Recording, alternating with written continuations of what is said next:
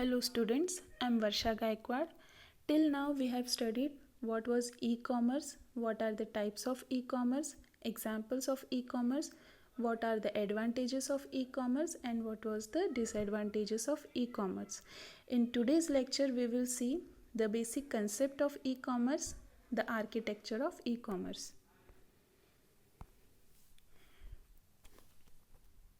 This is the diagram for basic concept e-commerce architecture. So how is the process of buying any product from online site?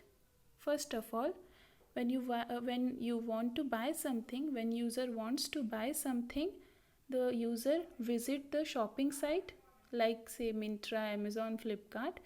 Then the user search for the product on the shopping site. Then what we do, we shortlist some products in the wish list, okay? And then after shortlisting, we go to the wish list and then we select which products you want to buy, okay? After selecting the products which you want to buy, you have to move that products to the shopping cart, okay? That is nothing but the shopping cart where you make a final decision of what product you want to buy. Then you have to pay for the product, and there are options like how you want to pay for the products. So you can pay by credit, debit card, COD, then Paytm, Google Pay, EMI. There are different options. After that, after paying for that order is completed. That means order is confirmed at this stage. After order is confirmed, you will get an email confirmation that your order is placed and it has charged you so and so money, and you will get the product in 3 to 4 working days or 5 to 6 working days, whatever, okay? You can get the confirmation through email or through text, okay, through text message. After that, the order goes to the warehouse for fulfillment, okay? And then it is then ready for the shipment. It is then ready to be picked up, and then the delivery agent delivers you the order, okay? So we will see one by one in detail. First is order placement. The user searches for the appropriate product or service to be purchased. Once decided, product is selected, shortlisted, and thus added to virtual shopping bag. Like I have told you, the very initial and very first stage is searching the product, and after searching you just shortlist that product. That means you move it to wish list, and then after that you move it to the shopping cart. Second is shopping cart. All the products that are desired to be purchased are collected here. Like you have checked your wish list that which product you want to buy. Once you have decided, once you have made a final decision on the product, which product you want to buy, you move it from wish list to shopping cart, okay? This is a convenient way to view all the products, quantities, pricing details, etc. at one place. So at this stage, you can see the product details like the company of the product, the price of the product, the offer on the product, the discount on the product, and delivery details like address, shipping charges, etc. Everything is displayed at this stage. Products can be added and removed as and when required before purchasing stage. When you add products to shopping cart, then that means you have made a final decision, okay? But it is not like you can't change the shopping cart after making a decision. Suppose you have selected a product and you have moved it to the shopping cart, and later on you decide that you don't want this product, you want something else. So you can easily edit the shopping cart. You can remove the existing product and you can add the new product which you want to buy. So this helps us to add and remove as and when required. Third is purchasing. Once product are selected and viewed in shopping cart is used to move on to this step. Okay. Then next step is purchasing. You have to go for the payment. Okay.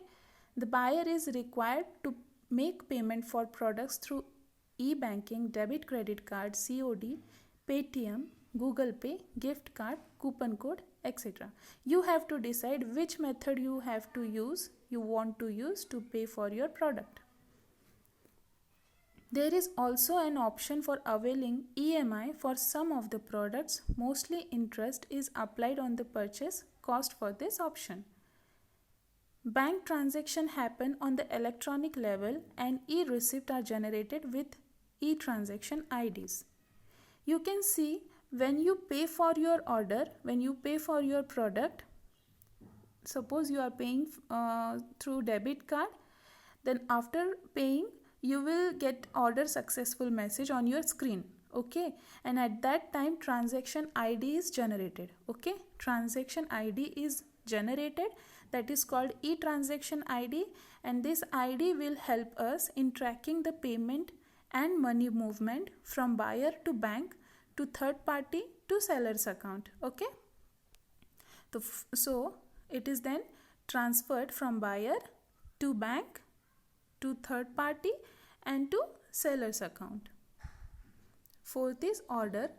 Order is confirmed and email is sent to seller and buyer. Okay, at this stage after making a payment you will get a order confirmation email or a text message on your mobile that your so and so order is confirmed. You will be getting an order ID, you will be getting what the details of the delivery, that the order will be delivered in 3 to 4 working days or 5 to 6 working days, whatever. Okay, then order is sent to warehouse for confirmation if the product is available at the location or not. Okay, once you have placed the order, it is then checked if the product is available at the warehouse or not, then only it can be processed. Then next is warehouse. Warehouse to warehouse transfer. What does it mean, warehouse to warehouse transfer?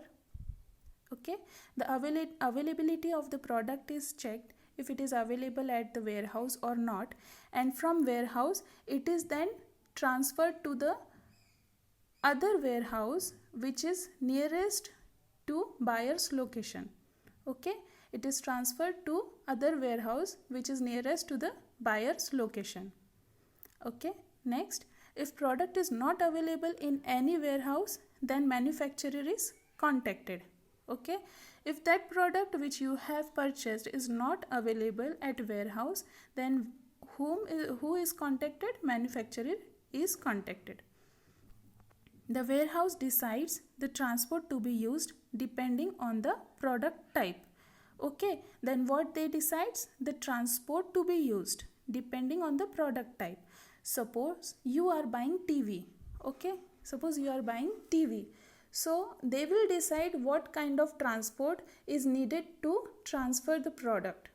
So if it is TV, they will decide if transport is car is to be selected or truck is to be selected to transport the particular material or product. Okay. Then shipping. Transport.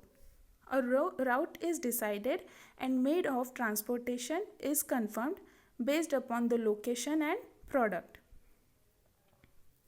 Route is decided here based upon the location and product. Appropriate vehicles are commissioned for the product delivery with the delivery agent. Documentation required. The delivery agent is charged here.